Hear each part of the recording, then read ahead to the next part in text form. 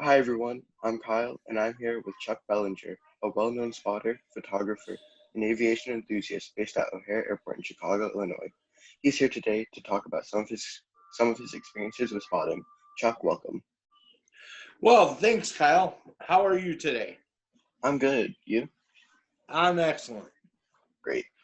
So what got you into aviation photography? Well, I was actually into aviation all my life. I've always loved watching airplanes fly and everything.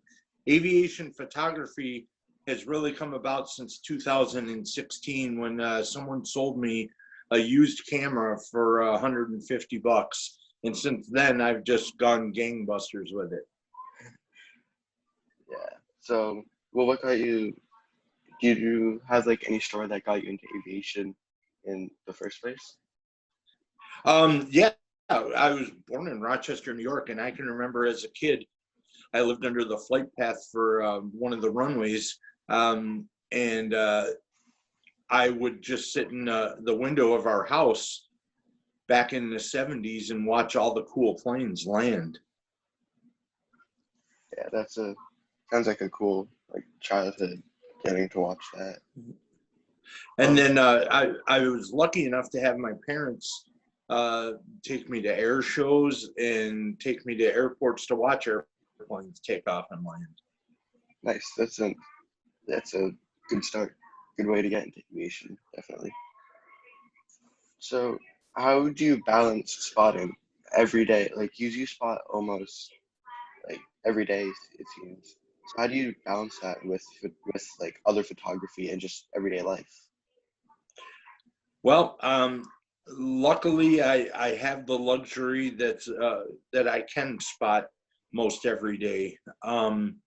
Balancing it, I don't do a whole bunch other stuff. It's kind of easy during this pandemic times because it's easy to socially distance. There's not a whole heck of a lot of other people out there. But I'm afforded a little bit of luxury of having that time.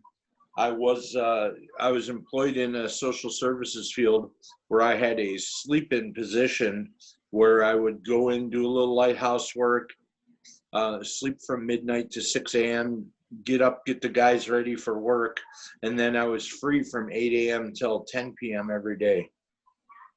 Wow, it certainly gives you a lot of freedom, and this is certainly a good time to get spotting done with not much to do. Yeah, 100%.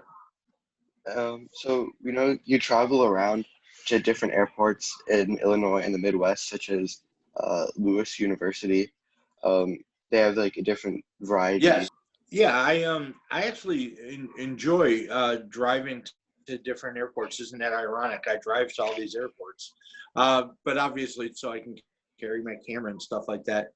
Travel in the Midwest, there were some other ulterior motives. I had some family members that couldn't travel, so I would facilitate a lot of these visits to airports when I would go to visit those family members and support them. So, but yeah, just driving around northern Illinois, I kind of do that routinely. Do you think do you think that traveling around like to different airports, do you think it's developed you as a aviation photographer versus just staying at O'Hare? Oh yeah, definitely. You have to learn different techniques. Planes with propellers on them require a different kind of photography than jets. Gives you different perspectives. You kind of look at planes in a different perspective. You look for light positioning of the planes. I really enjoy getting planes with sunsets. Um, those are kind of fun. I'm really into getting airplanes in between me and the moon. So when you go to different airports, you get to see different perspectives of the sky and different perspective of airplanes. Plus, you get to talk to pilots and talk to people who fly and get to see some pretty cool planes. Yeah. So at Chicago O'Hare Airport, there's a group called Airport Watch, which collaborates with law enforcement to provide uh, good spots that may not be accessible to the ordinary spotter. Can you explain more about how Airport Watch works and what it's like to be part of Airport Watch? Yeah, ORD Airport Watch. I'm actually on the board of directors for ORD Airport Watch. There's 7 of us on the board, and we are really a community service agency, kind of a neighborhood watch for the airport type of situation. We get a little bit closer access to the fences than most people, but we're also kind of a first line of reporting if we see anything that goes wrong. A few years ago, I had found a gate open at O'Hare, and I called we are provided with a special number to call, and they sent out a security person, and they were able to close the gate. No big deal. And if we were to see anything go on, we would be able to report it. And like we've seen, our members have seen stuff blowing down the runway where they were able to set out a City of Chicago employee to go ahead and get that stuff off the runway so that there's no airplane or specifically engine damage in that case. And it's just been a wonderful organization. We sit in an industrial park west of the airport. And we also have some other spots on the east side of the airport. One of the places that we sit at actually has noted a significant decrease in criminal activity to employees' cars since we've been sitting in their parking lot. Wow. So by just spotting, you could have potentially saved hundreds of lives just by spotting, because you could have prevented crashes, or who knows what you could have prevented. Well, I'm not so sure that saving hundreds of lives is what we've done. I think maybe more we've saved some property damage. So I think that's probably a little bit fairer to say. I don't know that we've saved lives, but who knows? Maybe we did. We will never know. And thank goodness you'll never know, because you don't really want to see that. Yeah, that's correct. And are there any benefits besides getting closer spots to that airport watch? In these pandemic times, it's a little bit restricted, but most of the time, a couple, 2-3 times a year, we actually get on-field tours where the City of Chicago will take us out on buses. We're inside the fences, and we get a little bit closer access. Plus, the biggest benefit is the camaraderie. It's a great group of people, and the benefits, sometimes we'll go out there all day and we might not even take pictures of planes because we're talking, laughing, and joking around so much that we have more fun just being around each other than we do even watching the planes sometimes. That's definitely a good quality to have for a group. So what have been your favorite and least favorite catches and spotting moments throughout your kind of career as a spotter? I really can't think of a least favorite. I just, I'm kind of a happy-go-lucky spotter, and I enjoy seeing airplanes fly. Some of my favorites, there's a lot of highlights to go through. One of the neatest ones was I got a Lufthansa Retro 747 with a lightning strike behind it as it was departing O'Hare. So that was kind of neat. You get O'Hare, you get a 747, which is a classic airliner, a retro paint job, and a lightning discharge all in one shot. That was pretty cool. Some of the funnest ones, though, have been where pilots. I had a pilot for American Airlines who was switching aircraft from the 737 to another aircraft. I don't know if it was an Airbus or a 777 or whatever it was, but he had requested some pictures, and he offered to pay me, and I said no, I'd do it for fun or anything like that. But he had never had a picture of him flying a plane, and he gave me some American Airlines swag for doing that. That was pretty neat. Sometimes you get some people that, like their significant others. In one case, I had a woman request I take pictures of her fiance at the time. And then she gave them to him printed out really nicely for Christmas as a Christmas gift. And that was pretty cool. And then I'm a big fan of a music group called Huey Lewis and the News. Yeah. And you may remember them from the Back to the Future movie. And I spent some time with Huey and the News at O'Hare, at the O'Hare Hilton, and they were flying out the next day. Huey gave me his flight number, and I was actually able to get a picture of his aircraft taking off from O'Hare, which was pretty cool. Yeah, that definitely sounds very awesome. And yeah, I agree with you. Least favorite. I mean, as long as you seeing planes, that's a win for me, at least. So, what is your favorite aircraft to spot, and like why? Like, what's special about it? A 727. Any flying 727 in the mid 20 teens here. Any 727 I can see. I've driven as far away as, well, I've seen one in Cincinnati, but I was already there. But I drove from Illinois up to Madison, Wisconsin to see a 727 once. We get a lot of 727s out in Rockford, Illinois, so I kind of like to go out there and see them. The 727 to me is just a classic airliner. It is, it was the airliner that developed and built the airlines that we have today. I like how all three engines are at the back. It kind of looks a little bit like some sort of a rocket or spaceship taking off, and the sound is just incredible. Just to hear the sound that thing makes. Yeah, I don't think I've ever spotted the 727, but it's definitely on my bucket list, like a spotting bucket list. Well, you need to get in your car and go find one. I mean, they're an amazing machine. There's so few of them left. Just a few years ago, there was only 64 flying in the world, and I think that number has dropped significantly in the past couple years. Yeah, maybe one day I'll be able to head out to Rockford and see some. So, out of all the airports you have visited, which one would you say is the most spotter friendly? Because like O'Hare, if you're not part of Airport Watch, it's not really that great for spotters.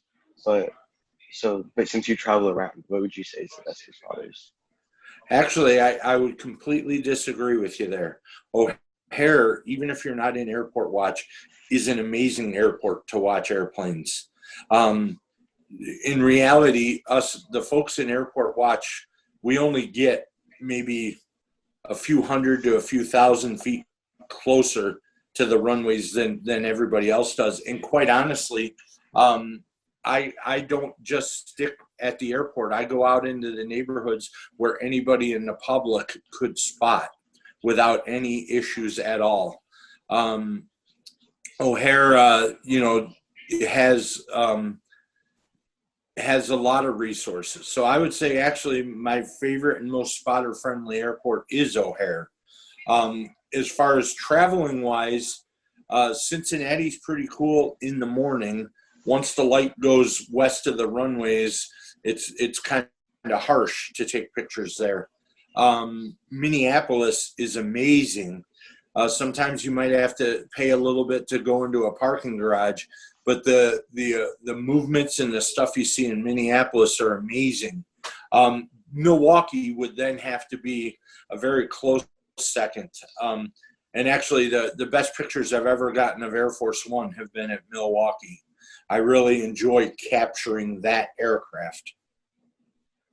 Yeah, well, I mean, I've always heard stories about like at O'Hare, police coming up to spotters. So maybe they're just at the wrong place, wrong time. Got unlucky with some police officers. But I do agree, it's good. It is good for spotting, I guess, unless you have an unlucky run-in with the police. I've heard stories like that too, but most of the time it's your reaction. I've been stopped by the police many a time. I tell them what I'm doing, I'm having fun and everything, and they always let you go on, even when I wasn't in Airport Watch. So I don't know about that. I don't. That's yeah. I'm not so sure on that. Okay, so I guess yeah, let that be a lesson to everyone listening. If you ever get stopped by police, just be calm and nice and tell them what you're doing, and they'll probably be understanding. And if they ask you to move, move. There's no need to stay. You can probably go another street away or another block away, still get a very similar shot, and nobody will bother you there. Yeah. So you mentioned that you've had to like let the uh, city know like if you've seen debris on the runway. But Uh, has there ever been a time where you've actually had to call the police while spotting because of something you've seen? yeah, it was. It wasn't aviation related. I saw people trying to hop on a train, a freight train, um, and they were trying to run and catch up and jump on the freight train. Some of the people made it on, some of the people fell, and some of the people didn't even get to touch the train. But I called the police. They had to respond, and there were some folks that were pretty angry with me because they were trying to hop a freight train out of town, and they got stopped by the police. But it didn't look like a safe situation. Well, yeah. So, and then you mentioned police come up to you. Has anyone actually ever called the police on you because you're spotting? I don't know. Hopefully, maybe. Good for them if they did. I've never been made aware. I don't know. Probably that doesn't bother me at all. That's a good thing. You want people to check out and make sure that if something looks out of place, that somebody's checking on it. That's what you want. Yeah, people are just concerned. They're just being good citizens, I guess. Any like funny or crazy spotting stories? Anything like kind of wild happen while you're spotting? Um, it depends on what your definition of wild is, but I have a lot of funny, crazy, good stories. Um, One of the stories that people often ask me to tell is Air Force Two was up in Janesville, Wisconsin a few years ago. And after the vice president had left, the C-17 was there loading up all the vehicles and everything. They had all the vehicles loaded up, and then I don't know, the plane sat there for about an hour or so. Then a gentleman steps off the plane and gets on a satellite phone. And whoever he was having a conversation with, it didn't appear from my perspective that the conversation was going very well. It looked like he was quite frustrated and angry. And I joked to the other spotters that were there, the guy's probably ordering pizza. And everybody had a chuckle. 45 minutes later, a sheriff's vehicle starts driving across the ramp from one of the gate entrances to the right of us. It stops right next to the plane, and two guys get out, and sure enough, they carried in pizzas into the plane. So they were Little Caesars pizzas, so you don't really have to order those ahead of time, and I don't know why there'd be any argument. But it was kind of funny that I had joked that the guy was on the phone probably getting angry ordering pizza, and then pizza showed up about 45 minutes later. Yeah, that sounds like quite a good experience, good story. Tell. So do you have any general tips for photographers or spotters? Yeah, go out and see planes. Go out and watch them. Take lots of pictures, practice, learn, see what works best for you. But a lot of people are always asking me where I should tell me where to go spot and everything, and I always tell them the same thing: get in your car and drive around the airport. Look at the planes. Look at it.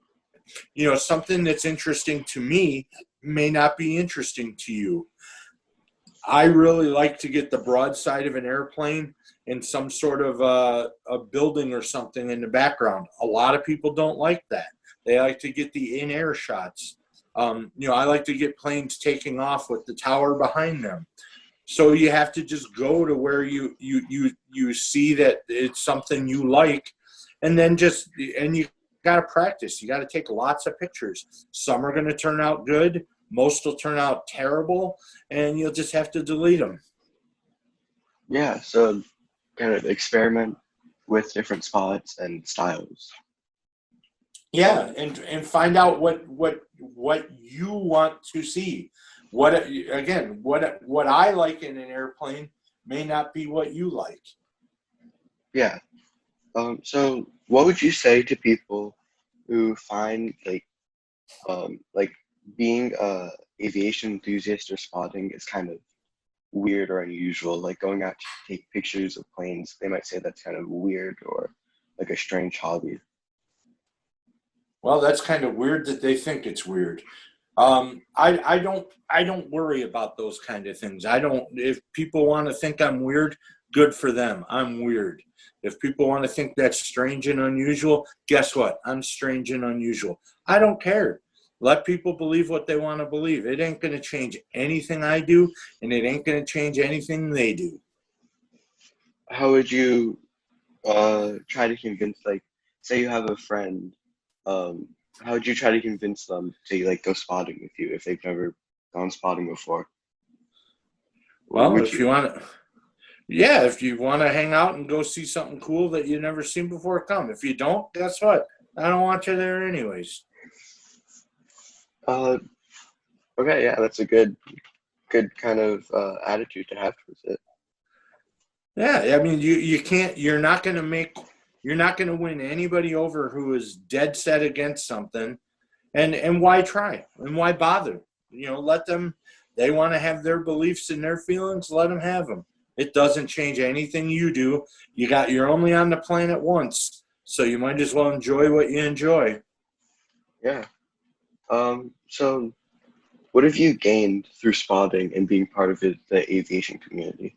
Friendships, 100% friendships. People that share a common passion and interest, and the things that we do outside of spotting, whether it's going out to dinner or a whole myriad of other things. It's friendships. It's those relationships with other people that I've gained, and then I've taken a couple pictures too. All right. So that wraps up the interview. Huge thank you to Chuck. Be sure to follow him on Instagram at BellingerChuck. He has awesome photos from airports around Illinois and some great general photography. Thanks again, Chuck, and stay safe. Thank you, and have a great day.